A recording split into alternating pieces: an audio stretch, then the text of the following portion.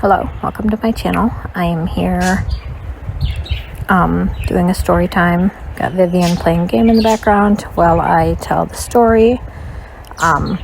So we are on part 14, and my husband and I were just arguing over my torrid affair with Roger, and we had sent the kids, or I had sent my kids upstairs because he was freaking out.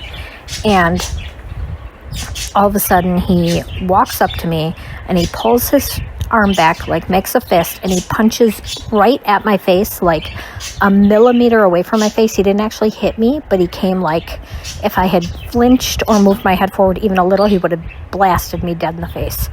And he did this 3 times in a row, and then threw his hands up, started walking halfway up the stairs screaming, I didn't touch her, didn't lay a hand on her. So at this point, I'm fed up. I call 911. I tell them, get the police here now. Like, just get him out of my house. He's being just absolutely unhinged today. And I was done. I didn't care what happened. I just wanted to be able to be done with him. And so in my mind, I'm thinking, which is funny, I think he thought the same thing. I think he thought the police were going to come. They were going to make us leave again, and then he was going to get us out of the house and not let us come back. I really, truly think that's where his mind went, because I had already told him I was done. I wanted a divorce, and he thought that this was going to be the way he was going to get the house. And so that's what he fully expected to happen. He intentionally wanted me to call the police, because that's what he was expecting, because he didn't lay a hand on me. So the police come. After I called, like while I was on the phone, 911, I went upstairs. My oldest son was with his father. He had actually left and gone with his father and was like staying there most of the time. He would come home sometimes, but he was staying there a lot of the time for college. And because it was very hard at our house, things were bad. So anyway, the boys were upstairs in my middle son's bedroom, and I went up there, and we closed the door, we locked the door, and, they're all upset, they're crying, it's a bad time. And the police, 911 keeps me on the phone until the police get there. And then my husband's sitting outside on the porch, and he's talking to the police, and he's, of course, telling them that I'm having this affair, and he just caught me, and, this whole spiel, and that's what this fight is about, and that I was goading him so that I could just, whatever stuff he was saying. And so the kids and I, the 911 operator tells me to go downstairs, sit on the couch with the kids so the police can talk to me. So we do. I hang up the phone with 911, we go downstairs, we sit on the couch, and we're just waiting for the police to get there, or to come inside. So one officer talks to my husband, the other officer comes inside to talk to me and the kids, ask us what happened. I'm going to be honest with you, I did not have any sort of like hope or like idea that these police were honestly going to help me. I figured that they were going to make me leave my house like they had before, and that was going to be it. And I was just kind of resigned to the idea that I was just going to have to leave my house and figure out where the heck the kids and I were going to go, and that was that. And so they asked me and my 2 sons to write down everything that happened. Like, they gave us each a clipboard. They had us write down everything that had happened the whole day. So I told the kids, write down everything you remember. Be perfectly honest. Don't ask me any questions. You have to do this on your own. And so they start writing, and I write down my recollection of the events. And the police take everything from all of us, and they say, okay, thank you.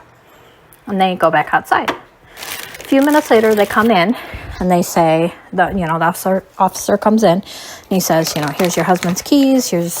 I can't remember if they gave us his phone and wallet, or if they just gave us his keys.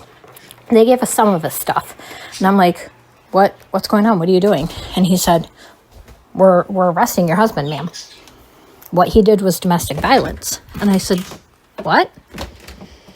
And they were like, yeah, we're arresting him. He cannot do these things. And so I'm, of course, absolutely stunned, because I did not expect them to arrest him. And I was like, crying. I was so relieved. And so they take him away in handcuffs, and the kids and I just sit there in absolute shock, because that is not something we expected to happen. So I actually I think I called Vincent and Vivian's mom, and I let her know what had just happened, and I asked her if I could not watch the kids the next day because I needed to go straight up to the courthouse. And she told me, absolutely, of course. It was a Friday the next day, and she always worked from home, or not always, she was able to work from home on Fridays. So the next day, my two sons and I that were home got in my car, and we drove up to the courthouse, and I filed for divorce.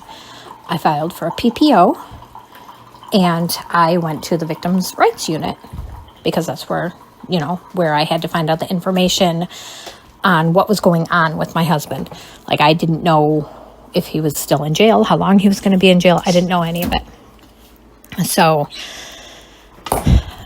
I go to the victim rights place, and I'm standing in there, and they're giving me the information. They're telling me he's being arraigned, that he was going to have a no contact order, but that they were going to release him after he was arraigned, until he went to court, for the sentencing or whatever, whatever it would be for the charges, and that he was going to have a no contact order, so he would not be allowed to come to the house or see me or the kids at all, and that he was being charged with misdemeanor domestic violence, but then a felony, because what had happened is when my youngest son had written down his recollections of events, he mentioned how earlier in the day, Daddy had pushed Mommy up against the wall, and he had tried to call 911, and Daddy had taken his phone and stopped him.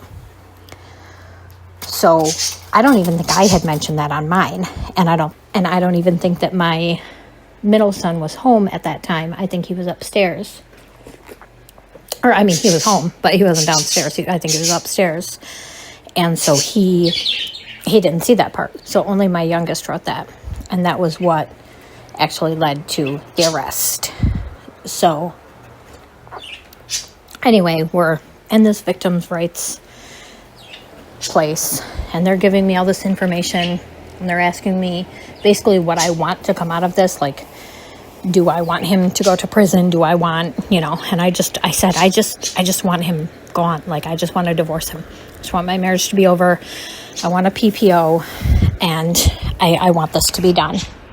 So that was when they offered him a plea deal, which I didn't know about at that time. Like, nobody, I feel like they weren't that clear with me, which, whatever, that's fine. I didn't want him to go to prison anyway. My kids were mad about that, though. They didn't want him to take a plea deal. But, oh my God, my cat is knocking my coffee down. So then I'm standing in the victims' rights unit, and I look over, and I didn't know whether to laugh or cry at the fact that I saw a sign hanging on this wall that said, October's Domestic Violence Awareness Month. Of course it is. So then, we go down, and I had to go to the library across the street from the courthouse and print out all these paperworks to self-file for the divorce. And then we went into the office for the PPO and got the PPO paperwork, I filled out the stuff to get a PPO. And then we got in the car and we drove home. And I was really nervous after this because I didn't know what exactly was going to happen. When my ex-husband got out of jail, I didn't know if he was going to try to come home. I didn't know. I was scared. That was a nerve-wracking time because I knew he was going to be really angry that I had him arrested. And I didn't know where he was going to go, where he was going to stay. The PPO had been granted. I got a call later on that day letting me know that it was granted. So I knew that he wasn't going to be able to come near me, but he hadn't been served anything yet. But all right, I got to end this here. And in the next video, I'll tell you the fallout from all that. So thanks so much for watching. See you in the next one. Bye.